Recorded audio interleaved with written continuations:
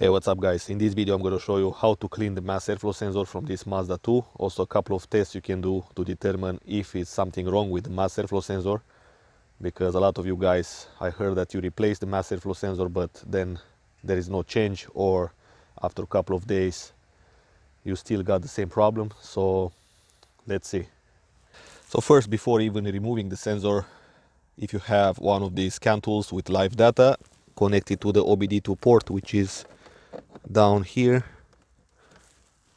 Then turn the key in the second position. And we're going to be interested in the first two values, the mass airflow rate and intake air temperature. Okay, so we've got immediate response. So you want to read the values after a couple of minutes after you start the car. And that way you get constant values of the mass airflow rate. And the intake air temperature is 33 degrees. Now let's see if we increase the speed of the engine. It also increases the mass airflow rate. Well, this is a good sign. It means we've got response from the mass airflow sensor. However, you can see that the rotation per minute are not stable at all and they change by themselves. So right now I don't press on the acceleration pedal, but you will notice that the engine RPM will rise. Let's see. Okay, my foot is not on the pedal. And you can see it went from 600 and something to 700. And now it goes back. Okay, and I don't press anything. So that's what we're gonna find out. And it also looks like the mass airflow sensor is doing its job in calculating the airflow. So right now, again, it went by itself, and you can see the mass airflow rate, it increases because also the rotation per minute are increasing. So the mass airflow sensor is located right here. Okay, so you've got two screws on the side, one here and one here. Okay. Okay, so now let's take out the sensor from here. Down there you've got the intake air temperature sensor, and down there you can see the hot wires for the mass airflow sensor. There is actually some oil in there, and that can create some inaccuracy in readings. So let's go ahead and first clean it up.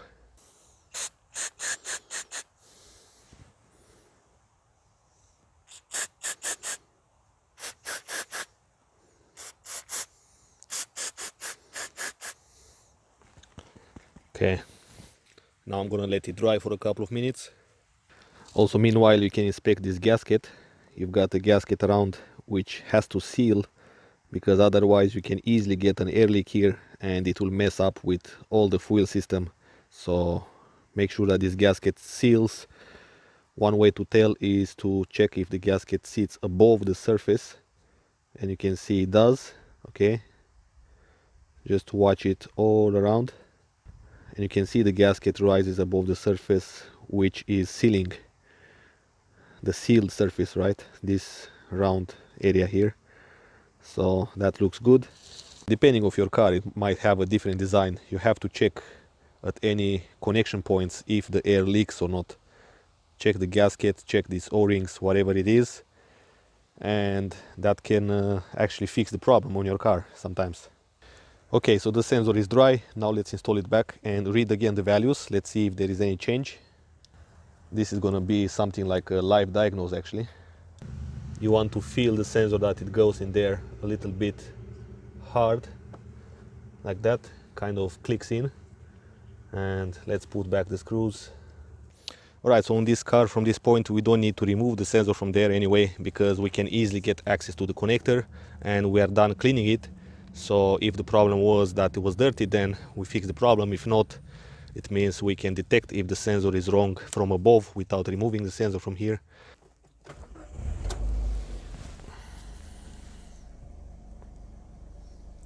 And let's see if it does the same like before.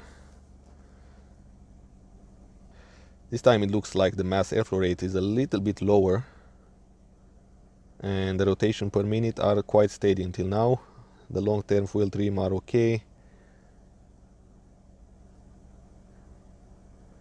The engine RPM didn't change. The mass airflow rate is very steady. It doesn't go up and down. you can see everything looks good. And I think we've got to fix, that was the problem. The sensor was dirty and it was making the engine to fluctuate up and down. So that was the problem, guys. Problem fixed.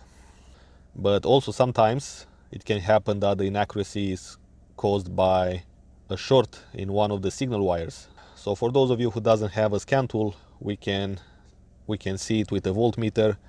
It's quite easy to back probe this mass airflow sensor on this car. So let's see how to do that next.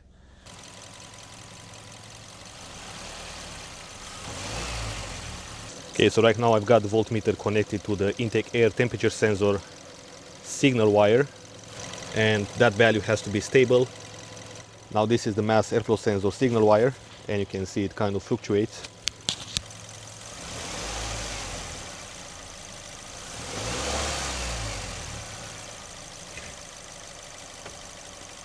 Okay, so this is kind of pretty much it you can do with a voltmeter, since it's not that accurate, but at least you can see if there is a response on the sensor, which is very important information, as I said, because most of the time it's just about the inaccuracy caused by some dirt or oil or whatever you have in there, carbon buildup.